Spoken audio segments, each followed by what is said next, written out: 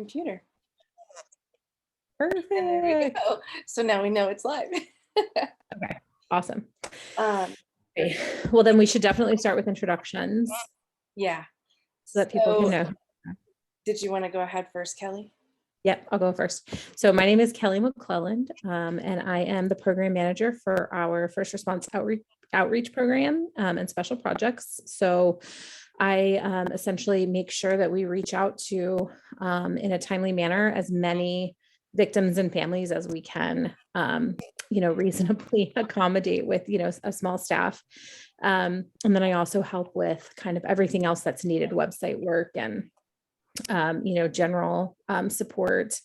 And I came to the Truck Saftey Coalition because my family was hit by a truck. They were rear-ended in a construction zone at 11 a.m. on a Monday in August of 2010. They were rear-ended by a triple. The driver had dozed off at the wheel and pushed them into a semi they were behind. They were going about 5 miles an hour and he was going about 55. My stepmom was killed. She was pronounced dead at the scene.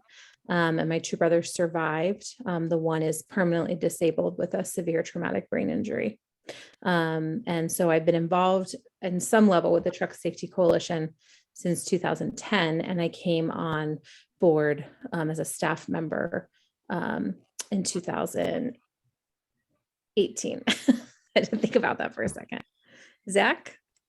Certainly. Thank you, Kelly. My name is Zach Halen, and I'm the executive director here at the Truck Saftey Coalition. And I've been on board for about a year, working with Kelly and the amazing volunteers and board of directors at Crash and Pat, respectively. And came to this space from a humanitarian background, working to prevent death and injury from home fire, as well as relief from a humanitarian, disaster caused needs. So while not a stranger to the trauma of an unexpected event that causes severe damages to a family or a household, I will say that this type of situation is, if anything, a bit more just senselessly frustrating, since the majority of these truck crashes, certainly not all, are largely preventable if common sense reforms or good faith actions were taken by folks. We wouldn't need to see the trauma and the incredible surge. I don't know if you already aware, Katie, but we're up 13% over last year alone in truck crash fatalities. So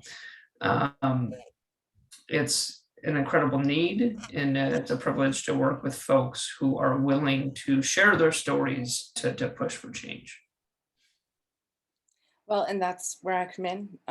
My story is similar to Kelly, one of the stories. So my name's Katie Strader, and my dad was killed in a truck crash 5 years ago. Yesterday, actually late last night, was the anniversary. And our crash actually dovetails into several issues that I think that are pertinent to Truck Saftey Coalition and things that are happening. So I'm very curious to hear where things are on that point. So for my dad, he was a critical care technician in Northern New York State for over 30 years, serving the medical community and the people of Northern New York State. And July 5th, wasn't supposed to be working, but my dad was always willing to step in whenever there was a need. And he was actually taking a heart patient, to the critical care facility down in Syracuse, New York. And they were on their way back. They dropped the patient off, and they were just my dad, the driver, and my dad and just the driver at that point of the ambulance were on their way back, and the ambulance was not running correctly. It was there was something wrong. So they had pulled off at a pull-off around Pulaski, New York, off from Interstate 81. And the mechanic, so that's the third person drove down from Canton and came down to see if he could figure out what was going on with the ambulance, but they couldn't. So decided it was late. I mean, we were talking 11:30 at night. So they decided to just leave the ambulance there. They got into the company car and got on the interstate heading north to go home, and they would just deal with it the next day. They were just a few miles up the road when, of course, they had no idea what was happening, but unbeknownst to them, a semi tractor trailer milk tanker actually had jackknifed, and the cab of the truck was actually facing into their lane, and the entire tanker was across the interstate. And the driver had said that he had thought that he saw deer, so he slammed on his brakes to avoid hitting the deer. When it happened, when it jackknifed, the electrical for the trailer was disconnected from the truck itself.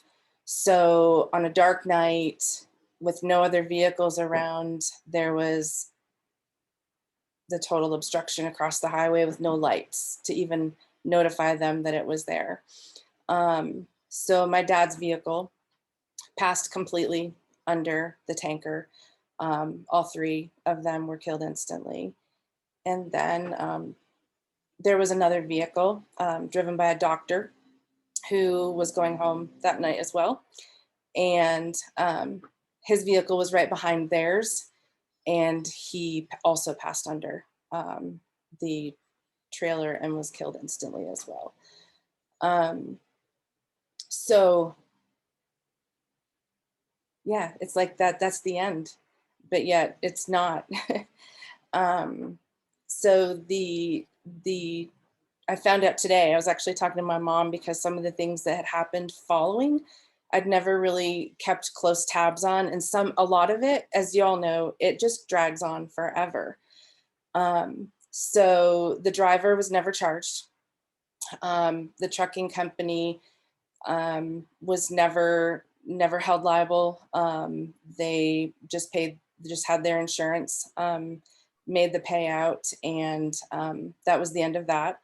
It was actually the tank itself was actually a rental, and that company held no liability.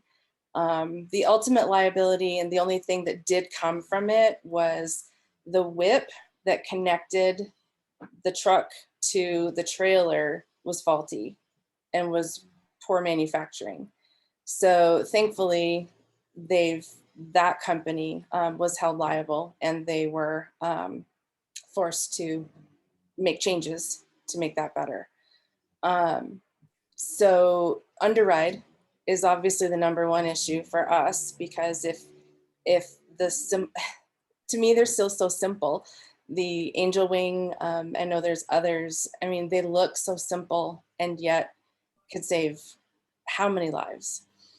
The other issue for us is the way that the insurance minimums are, and even specifically for us in New York State, the way that they are paid out. So the trucking company did have the $1 million coverage, which I believe 750 is actually the minimum. Is that correct? Yeah. That's right. So they did have a little bit more. But in New York State, they divide it by quality of and value of life. So my dad, who was 63 years old, could be retirement. He had no plans to retire. His life was not counted as valuable as the young doctor, who was, I believe, in his 40s.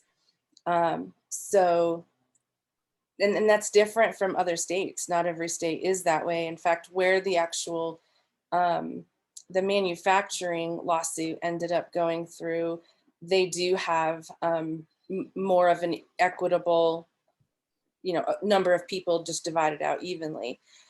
The other thing is that there were two vehicles, but they only counted it as one crash.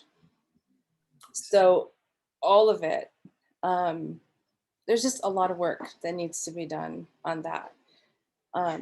So that's my story and our family and where we are and how I don't even remember, honestly, who made the first connection with truck safety at that point. So this would have been in 2017, July of 2017.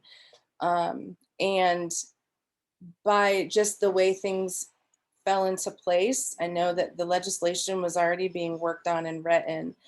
And at that point, so my dad's crash actually spurred both Senator Schumer and Senator Gillibrand to really become aware of it because of New York State, of course.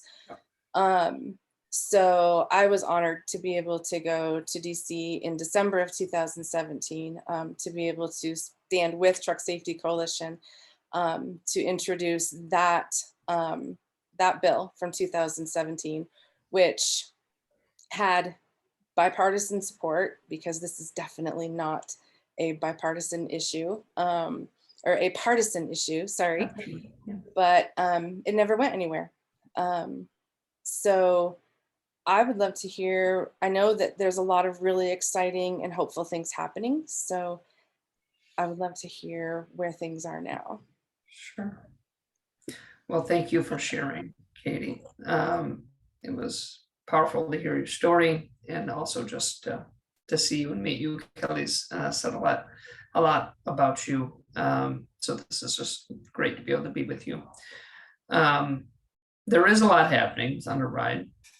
I do want to kind of straddle a line of cautious optimism and just walk that line.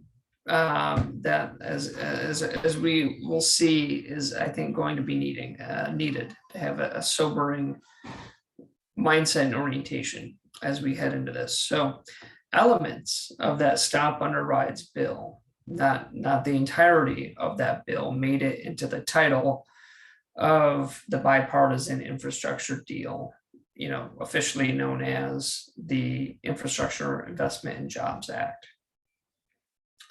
If you recall, the House passed a bill, and then the Senate had like a gang of 22 moderate folks with influence, just based on the numbers in the Senate, that could make something actually get done. So you had one version that went through a committee process and had hearings, and one that was just a group of folks that said, this is what we can live with, right? What we get passed according to them. And so, as you might expect, there's a drastic difference between our satisfaction between the two bills. And ultimately, it's the Senate bill that was made the final version of the not only the infrastructure bill, but the surface transport reauthorization, which is supposed to be done every 5 years. So within that, minimum insurance did pass the House, but didn't make it in the Senate. So it's still 750, and we can chat more about that. There were a number, as I said, of underride provisions that made it in. One was to require to NHTSA to require an update on the rear underride standard to strengthen it within 1 year. Another was to, and previous to that, I should say, you're probably already aware that a requirement, I think, was made active, might have been November, to have underride as part of a CMB inspection. So before, an inspector could say something about it, but they couldn't not pass you for having a defective or poorly maintained underride guard, rear underride guard. Now it's a part of the inspection, and they can dock you for it. So that's progress, right? That's a great thing. We were happy to see that. So yeah, the bill had the strengthening the rear to research, and then, as merited, propose a new, even stronger. So like strengthen the rear one, and then explore strengthening the rear again up to speeds of 65 miles an hour. Right now, or I shouldn't say right now, the bill had required at 35 miles per hour at different points of impact on that rear underride guard. And that research, I believe, would have to be done within 2 years. I'd have to double check. And then thirdly, it's probably actually in our press release we issued last week. Thirdly was the requirement to also study the impact of the side underride guard, and as appropriate, proceed and initiate rulemaking for potentially a side underride guard. And then lastly, well, not lastly, fourthly, there was a requirement, and that was within 3 years, if I'm not mistaken. And then lastly, again, it's not lastly, fourthly was the establishment of a rear underride, or not a rear underride, I'm sorry, the Underride Protection Advisory Council. So a group of 20 people, 2 from all these different segments of stakeholders, to include industry, to include families of victims, to include safety organizations and others. 10 different segments, 20 people. That group has to be established, and part of what they're charged with is to achieve consensus, which, just based on the makeup of the group, I'm hard pressed to see how they're going to find a consensus on much of anything. But they're supposed to find consensus and issue a biennial report to the Secretary of Transportation on things he or she should do. And so I don't want to minimize this council. It is a permanent mechanism for this issue to stay on the radar of Department of Transportation, specifically on NHTSA. And then that's a good thing, and it's something we should applaud. At the same time, it's important to know that creating a council that has no accountability, no responsibility to make or enforce change is a feel-good thing, and not necessarily something that will deliver results. We are going to work to participate in it and submit, our applications to be a part of it. And we want to be as highly engaged as possible, and we'll forcefully, push on everything we can. But again, with that sobering mindset, we're not necessarily counting on that to be a panacea for many of the things that we care about as it relates to underride. And now lastly, what was in the bill was a requirement, and I had actually missed this for months, and I was aware of what I'm about to share in a different manner, but it's the very last line of the title to the underride section of the bill. It said, hey, by the way, NHTSA, you need to finish your GAO recommendations from a 2019 report that was done. So in that 2019 Government Accountability Office report, the GAO made 4 recommendations to NHTSA that they should undertake, to which NHTSA agreed. Now, I was aware that those deadlines were coming up as scheduled. What's kind of funny is the bill actually gave NHTSA another year to get it done, even though the deadline was coming up for GAO like this summer. But it does look like, depending on how you want to define it, NHTSA is going to be meeting some of its deadlines, right? So the 2 outstanding ones was, you need to have a definition for underride, which it's kind of curious that there's not one, right? Like a standard federalized definition. You'll even notice in the bill, the infrastructure bill, that they had to write their own definition, the lawmakers, since there's not an existing definition you could just pull from, NHTSA. So, hey, define it and track it. There's a model minimum uniform crash criteria guideline that NHTSA and the Governor's Highway Safety Association and others kind of send out as a best practice to states. And part of the kind of incentive, because the feds can't force a state to collect data don't want to collect is that if you adopt, there's a guidebook that goes along with it, but if you adopt these minimum data elements, you're eligible for certain grants that'll come through the federal government. So that, I mean, that's powerful. So that's a really good thing. So this recommendation was that, hey, update the handbook to include underride and include underride as a data field, ASAP. Well, NHTSA has confirmed that, well, technically it was to make a recommendation, complete a recommendation to include underride.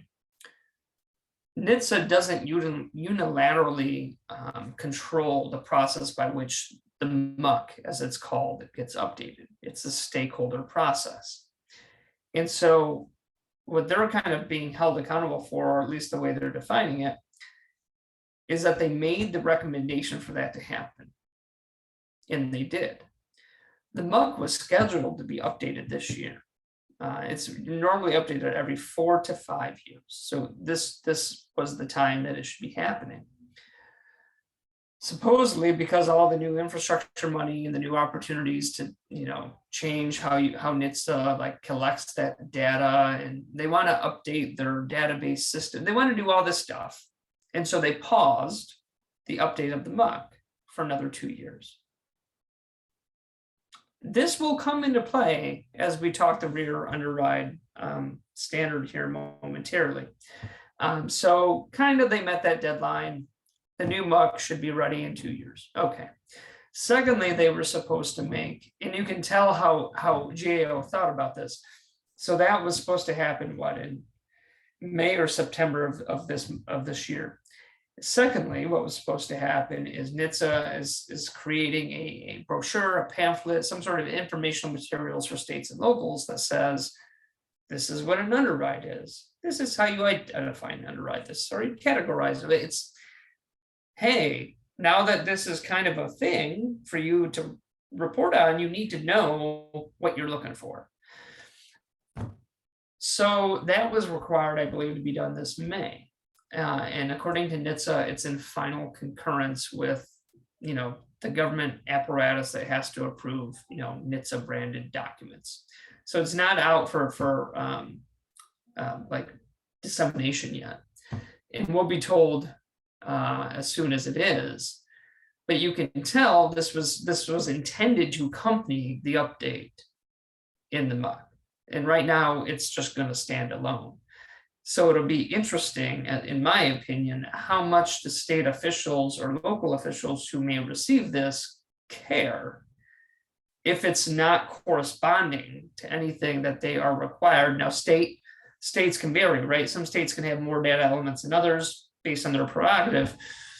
But if they don't have it and they're not adding it, I question how valuable this is really going to be. But that's something else that was required to be done. And should be done soon. What just happened last week, ahead of schedule, NHTSA, which I was like, all right, NHTSA released their rear underride guard proposed final rule. It basically matched what they proposed 7 or 8 years ago, which is kind of surprising because you would think, a lot of time has passed, so maybe you have access to more information that might lead you to change things. In the infrastructure bill, they were required to meet that 35-mile-per-hour standard at direct impact, 50% overlap, and 30% overlap, where the car, partially, hits half the underride from reverse, or 30%. Basically a third of the underride from reverse. Based on their analysis, which is publicly available, NHTSA has determined. Now, they did have this out, if you will, in the bill, because they wanted it to comply with CFR kind of regulations, but NHTSA determined that a 30% requirement was not reasonable and impractical to incorporate. So they dropped that legislatively mandated requirement based on their analysis. and said, okay, we'll go with, what we have for a full impact and a 50% overlap. That is what we will require.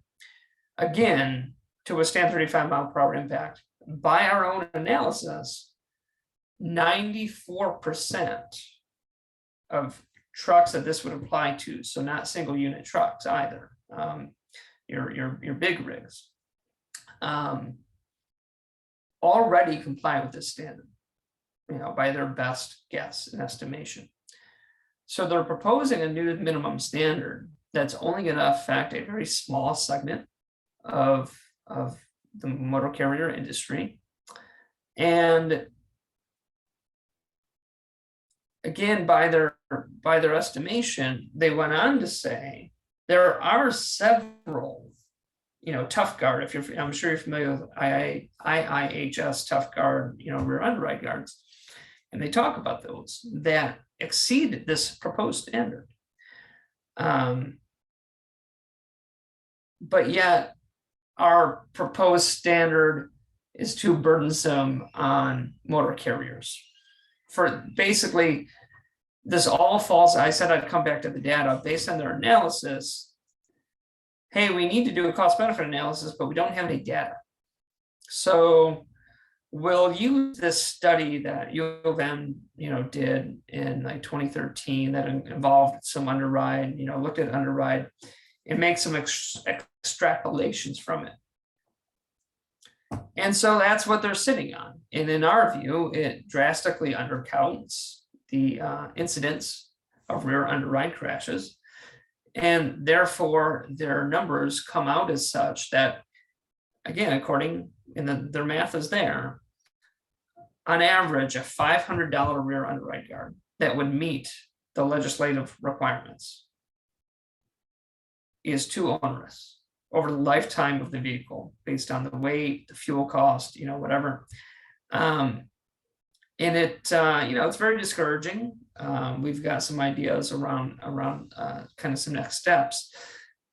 This just came out again last Thursday, but I found it really compelling that the starting point was what we're going to hold as the baseline is an unsafe standard. So what does safety cost in relation to something that's not getting the job done? Which, I get that they have only regulations to do cost benefit analyses. It just seemed like that was a false frame from which to proceed. But that is what we have to work with. So that was last Thursday's announcement. We're not happy with it. It's not just us. IIHS came out today and had a pretty forceful statement, which they don't often do, saying how weak it was. Advocates for auto and highway safety also thought it was very weak. We thought it was very weak. And I just saw a statement from Marianne Karth that was not as positive either.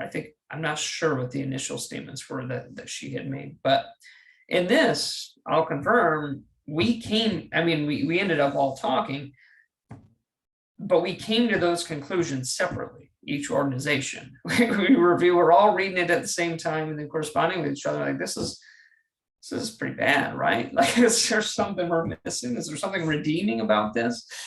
And it is slightly better than what's already required, but if your standard for success is better than nothing, I don't think your expectations are high enough. And so that is where we are at on rear underride. Inside underride, there is no requirement, I believe, to study front underride in that bill. I'll double check while we're on right now, but go ahead and tell me what questions came to mind while I was talking at length. Well, I think so. I am familiar with a lot of the terminology and a lot of the things that have been happening just because of being kind of in this world, kind of the family that you never wanted to be a part of. But I think so. Two things. First of all, what does this mean for the regular person? And I think it's so, well, I had the conversation recently. Well, so all cars have airbags now, so you're safe. And I point out the fact that drive up next to a tractor trailer and look and see where the front of your car is actually going to hit on either the side or the rear, and how much time it takes for the airbag to deploy. There's no time. So, yeah. and I really feel like the whole aspect of underride, front, side, rear, whatever aspect you're looking at, is often where the tractor trailer itself is at risk too. And and it's so interesting how so many truck drivers resist even talking about it, or they have all these excuses, all these reasons, which there's answers to all of it. The cost, maintenance, all of it. There's almost no downside to it. And when you start talking about that and bring up the fact that I'm like, you're just sitting there at a stop sign and someone runs into you and they die by hitting your truck. Are you going to be okay with that for the rest of your life? I mean, you're innocent. You're sitting there. And even with this tractor trailer, yeah, I mean, with my dad, there were a lot of bad things that, a lot of things that went wrong, but any one thing. So if the whip had been correct, and there was an issue with brakes too, which was another issue. The brakes were different on the trailer, which wouldn't have passed inspection, but these different things. But underride protection, it's like it protects everyone involved. Yes. And that's what. So I feel like taking where you have all of this, the legislative, the process, and all of the things that you all are doing, making it like, what does that matter to the person on the highway? I mean, us, Kelly and I mean, when we drive down the interstate, we see those trucks, and I still can't drive on the interstate. I still can't do it. 5 years later, my husband has to drive if we have to go on the interstate. And I hate it anytime we have to pass a truck, because right here at my shoulder, we're in a big truck and there's no protection. Yeah. And the other piece too, other thing that I come up with is a lot of people see those skirts, the skirts that just protect or help with airflow. Right. And they're like, well, they do have it. And I'm like, no, that's literally just a piece of canvas that is really not going to stop you at all. So the education of getting people to actually see and understand, and does Truck Saftey have a lot of that? I mean, I saw of course, the underride testing that was done. Wasn't that in 2019? I thought it was 17. I could be wrong. When the side impact tests were done at IAHS? Yeah, Angel Wing, and the others. It might have been 2019, but yeah, you're right. That was the last time that was done. Yeah, and I feel like somehow we need visuals. And I feel like there's a lot of visuals of the benefits of both the rear and the side. But so often we see the catastrophic lack of it instead. So what things is Truck Saftey doing right now, or that, we can help with to talk about, how this applies to the individual drivers on the road? And the other thing that I feel like is important is, what can we do? I mean, the individual person that has a care about this, which should be everyone. But what do we do? Who do we talk to? What is there that we can help with? Yeah, certainly. Let's say in terms of public education, we just confirmed in August, it'll be, I think, the 10th, first Wednesday, and I guess the second Wednesday. we're going to be doing a public kind of lunch and learn with IIHS around underrides. Kind of how do they get first involved in this? What's the progression been? Reaction to kind of current events, but also how does our development compare with that and other, Canada is a great case study, Europe as well, to try to educate folks, to your point, on the need for these. I mean, it's pretty wild to me, at least, that if we're going to have a commerce system that is designed to share, freight with passenger vehicles, that we should take common sense actions to allow those two things to coexist together in a way that's not, burdensome, right? That's not overly burdensome. And I find it hard to believe that a $500 add-on is overtly burdensome, but be that as it may. What are things that others can do? I mean, you obviously, about Sour to Strength, that's coming up here in September. We're going to be educating our community on this issue and really have that as one of the calls to action as they work educating policymakers about underride needs.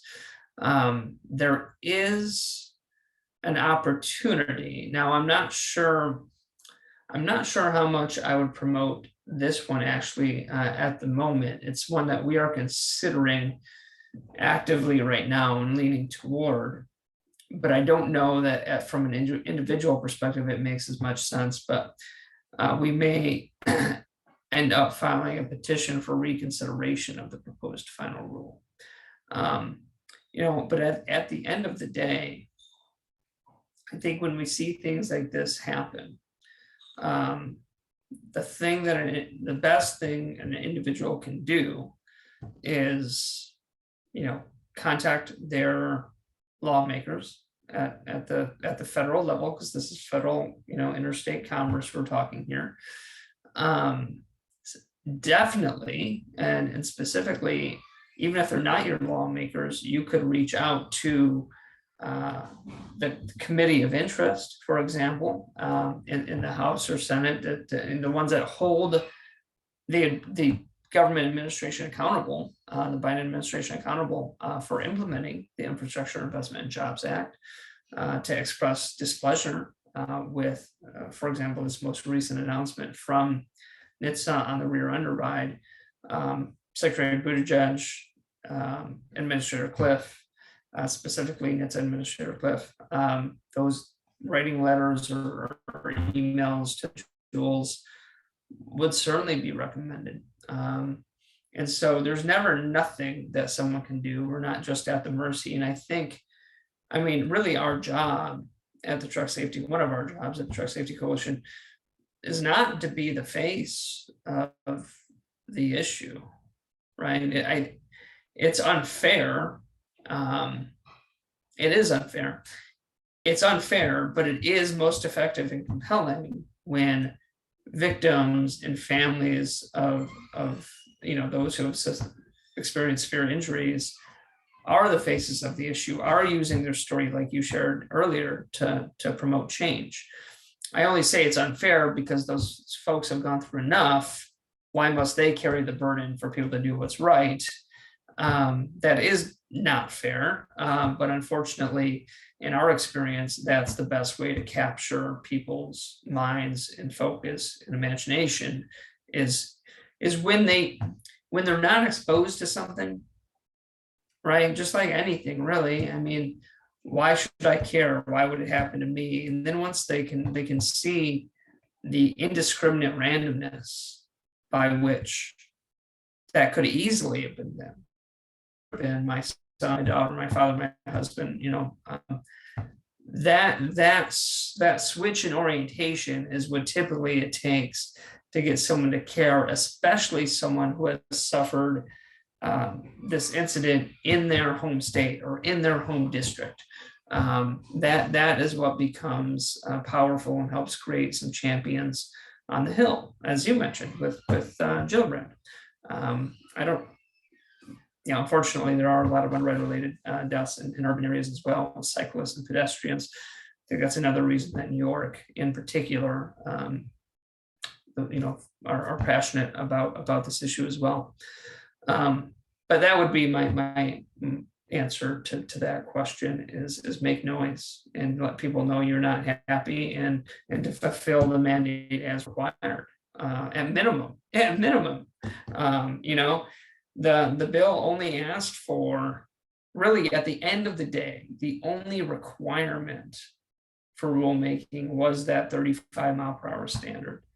The others were research and then as appropriate, propose a final rule. So the only one that was required still managed to get weakened in the rulemaking process. And I think it's incumbent on folks to complain and let it be known. And even if you don't end up maybe perhaps wanting to file a petition for reconsideration formally, you could still probably file a comment just expressing displeasure at the Federal Register. Any comment that is posted to the Federal Register has to be read and acknowledged, which, again, acknowledgement doesn't necessarily mean action, but you've been heard, and delete was not hidden on an email, right? Or a letter maybe tossed in a recycling bin that was sent somewhere. So on so the Truck Saftey website, is it trucksafety.org? Mm-hmm. So, and on there, are there places where people can go and look and find where things are as far as different legislations and things that are being worked on? Yes, we do have. I only say it like that because there's some new changes happened, right? I mean, just this last week. So we have a new announcement on our news section where we issue a statement on our displeasure with the proposed final rule and what a path forward that is correct should look like. And that's a handy document. We also have an underwrite fact sheet that'll now need to be refreshed again before heading into sour to strength so that you can see the latest. But we do have, I believe on that time, there's a timeline on that underwrite fact sheet. It should detail those items that the bill, the infrastructure bill that is required. But, at the end of the day, our ask, we're going to be having a new term of Congress here soon, 118th Congress. We're going to want to reintroduce the Stop Underrides Act, the full act with front, side, and rear requirements. I think that's going to end up being the requirement we need, with crystal clear language that makes it really hard for NHTSA not to deliver on a legislative mandate. Because what we're seeing, and I know I mentioned it before, it's a very unsatisfying answer, but at least the justification that they're giving is that, well, we don't have data, so we just got to do the best we can on how we proceed with rulemaking. And unfortunately, the best we can, as we see, is not to the benefit of public safety and road safety. It has a natural bias. I'm not saying that's intentional or not intentional, but just has a natural bias that leads to less action, less regulation, as opposed to more.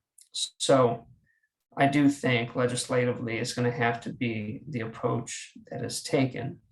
It's possible if enough folks, I don't want to say more. It's hard pressed. We are hard pressed to have NHTSA change their process on where they landed on this rear underride rule without offering a new way to calculate. And no one has, no one has that. It's like a catch-22. Any answer they gave would have been correct. If they had worked it in such a way that landed at a different outcome, that also would have been very difficult to challenge. And unfortunately, it did not come out in our favor. And this ask, from what I have understood, we're talking about adding a checkbox onto accident report forms, basically, right? Basically, yeah. Really something as simple as was an underdrive involved, yes, side rear, or even if it was just any form. So it's not like this is something that is going to require a ton of work. And Yeah, I mean, we have to see what the final, so to go back to that GAO requirement that hopefully will come out in 2024, we'll have to see what that ends up looking like. But I agree, it'll probably be a checkbox. It might have a little diagram by which, like, was it a direct? Was it 50%? Was it 30%? I would imagine there might be a little bit more granularity, but I don't know. I haven't seen, because it's not done yet. There's the update isn't going to happen for 2 years. So, I don't want to overly speculate as to what that would be. But I would agree it shouldn't be too complex to accommodate. And with the full bill being rewritten and getting ready to re-release that again, is it harder to have an individual comprehensive bill like that that's standalone versus one that's bundled into a bunch of other different things? And why would that be harder when it seems like this is a simple issue? It's a single issue that should just be easy to either pass or fail, but pretty easy to pass. So what makes it harder in that sense? That's a great question. It's just kind of the dynamics of our current legislative paralysis, if I can say that. Really, most anything, hey, and I'll give some credit, some incremental steps were taken on gun safety. And so that's an outlier. But with that exception, mostly what we see being passed these days are must-pass legislation. So surface transport reauthorization, the infrastructure bill, right? I mean, we had the former administration talk about infrastructure all the time. Nothing ever got done. But now there was an opportunity to reauthorize. Now, it was delayed a year, but to reauthorize the surface transport, reauthorization. So that had to be done. That's must pass, and that ended up being the vehicle by which this big infrastructure package got passed. Standalones are just not often brought to the floor because you don't have votes, particularly in the Senate, where these days it's always thin. There's not a 60 vote majority for anything. So in absence of a 60 vote majority, I mean, you're not going to bring it up. And even there are even some Democrats who may surprise you. Now, again, these are bipartisan issues, but as an ideological rule, if you will, you have one party that's more open to regulations and one that tends to say, hey, less the better. So that kind of has a party breakdown. It's not, I wouldn't say necessarily that it's anti-safety, but then there's also, cost, even if it's minor, right? And if you're going to add cost, to industry, that's also something that one party is more open to than the other. So if you don't have the votes, you're not going to bring it up and make folks go on record and then look bad for not passing something. And so, I don't know, I'd have to go back. I mean, when you look at the past 10 years, the last time there was a 60 vote majority, and it was so thin, and it only existed for a tiny moment in time. It was Obama's first term, and that quickly was lost because of a special election in Massachusetts. If you recall. So anyway, I know this is kind of a boring answer, but the thing that got accomplished was healthcare reform. There are a lot of things that that we can look at that would require something like that.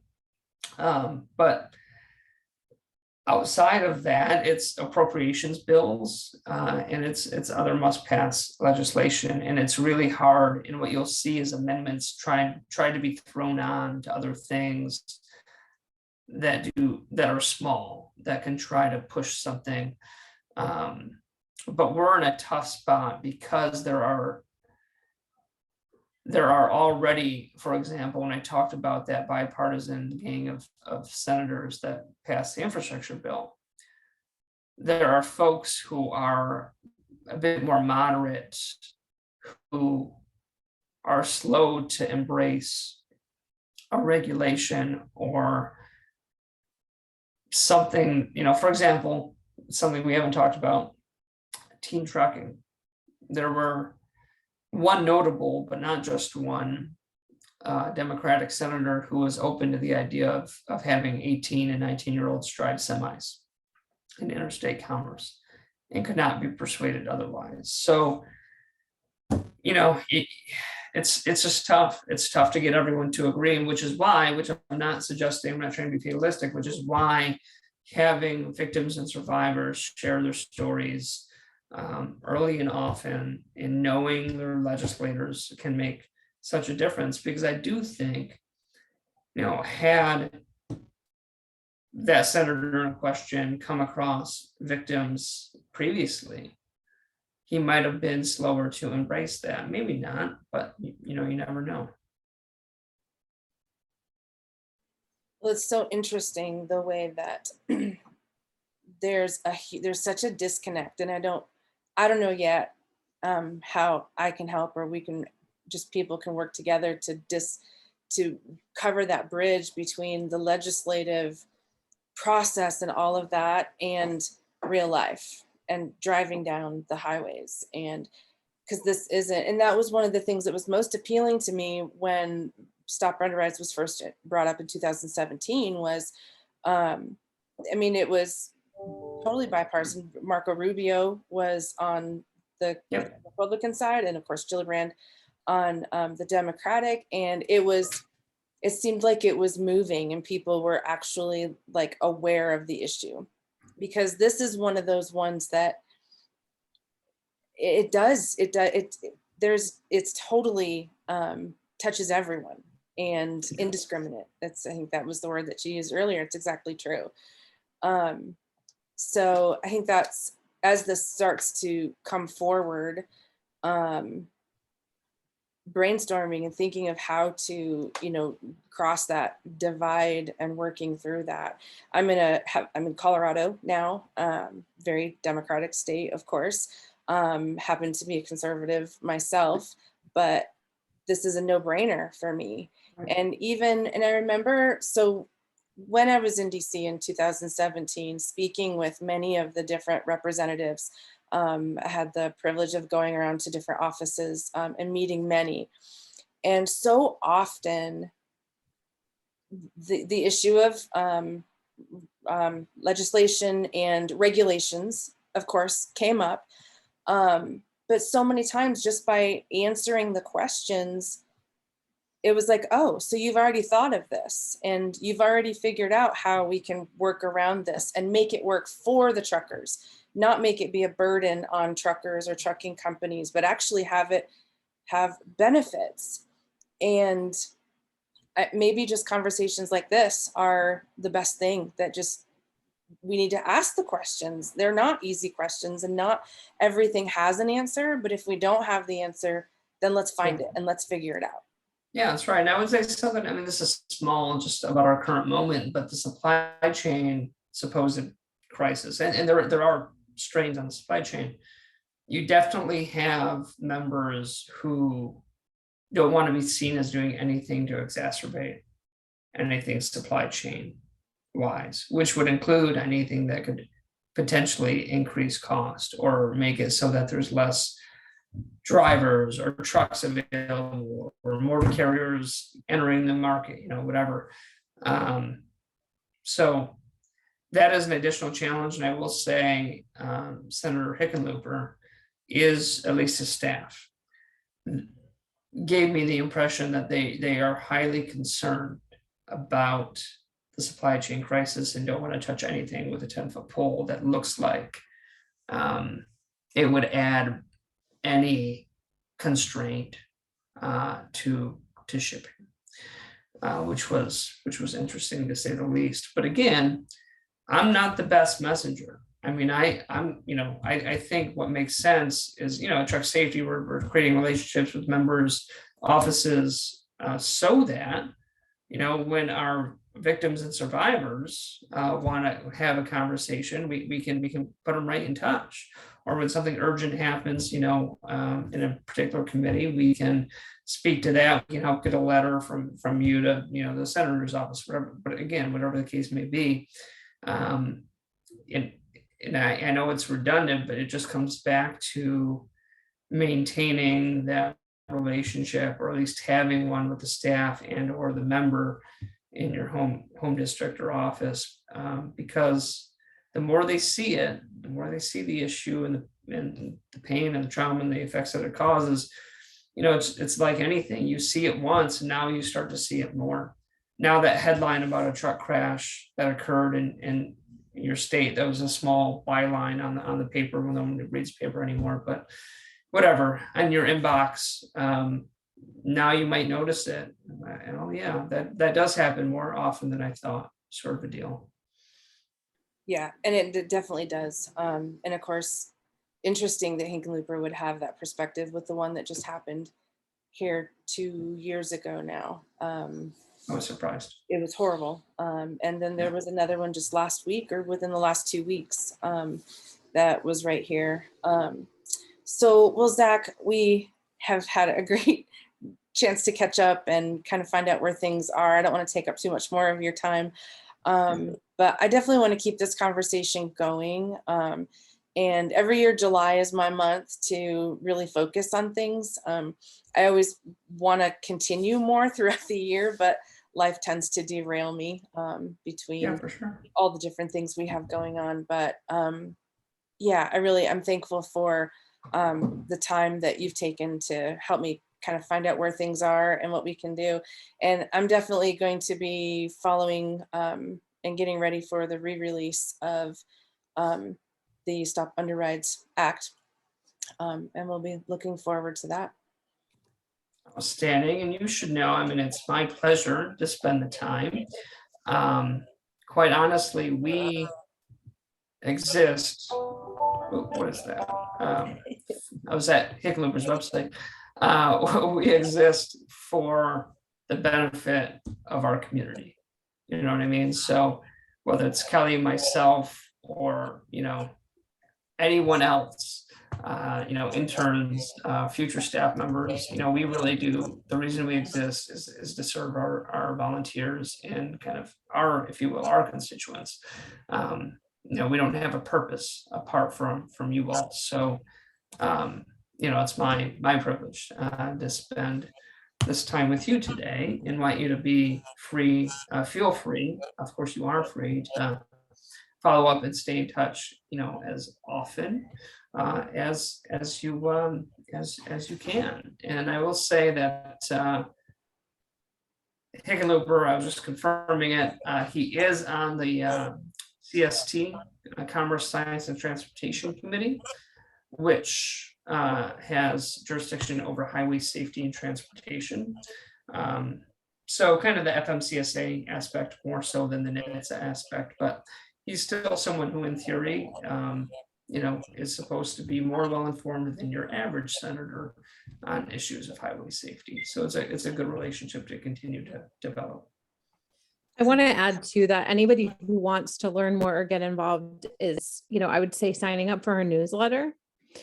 We put out a quarterly newsletter that is packed full of legislative updates, anything that's happened in the prior quarter. Also just, volunteer profiles and other things that we're working on. Following us on social media, because we post a lot. Like anytime we put up a new press release or a statement, we put that on our social media accounts. We also put it on our website under the news section. So following us on Facebook, Twitter, Instagram, LinkedIn, is a great way to stay informed. And then if anybody wants to learn more or has questions, we're always happy to jump on a Zoom call, we're always thinking of ideas for lunch and learns or education opportunities. And And I think too, with the turnover in Congress, and I may have missed this as I was getting my kids quieted down for a moment. But with the turnover in Congress all of the time, part of this democracy we enjoy is that there are new staff members, new members of Congress every couple of years.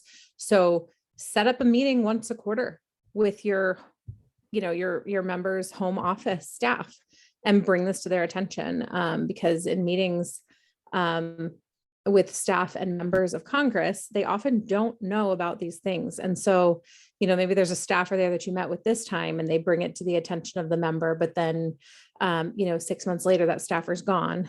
So we have to keep setting meetings with our representatives consistently, get on their schedule for a monthly meeting, a quarterly meeting, whatever, to talk about the issues. Bring clippings of, I guess not clippings anymore, but, send an email with links to all the truck crashes that you've noticed in your area. We have to bring it to people's attention. Well, and I wanted to add to what you had said, Zach, your role and the existence of Truck Saftey Coalition takes a season of helplessness and gives us something that we can do too. So we appreciate you. And a community of support. And that's another thing too. Anybody who has been affected, we do have a private Facebook group. We do have opportunities to get together for regular sessions on Zoom with a grief counselor, which would apply to survivors as well. We also, try to do kind of social gatherings virtually because we're all over the country. So there are lots of opportunities to get connected to our community. Being involved in a truck crash, losing somebody in a truck crash can feel very isolating.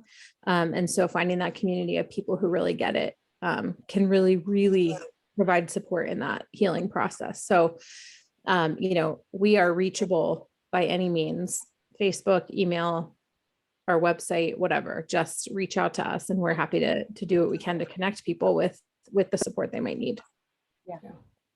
Yeah, to go back quickly to what Kelly was saying, unless it's like the chair of a committee or a subcommittee that, is on the issues we care about, they're probably not going to remember the nuts and bolts of any transpo or any truck safety particular issue. But the hope what you want to get to with some staff, particularly local staff, is, this deals with trucks. That Katie character, that I should contact Katie and get her thoughts, or I should contact the truck safety people. Is that a Truck Saftey Coalition? I should send them a note to, is this good or not? Because a lot of times these bills have tricky names. They can say things like the Motor Carrier Safety Selection Act. And it's like, that sounds great. We support safety, and you actually look into it a little deeper, and maybe it's not what it appears. So you just want to get that association, and so that the go-to whenever it comes up, and that goes a long way. It definitely does. Well, thank you guys again.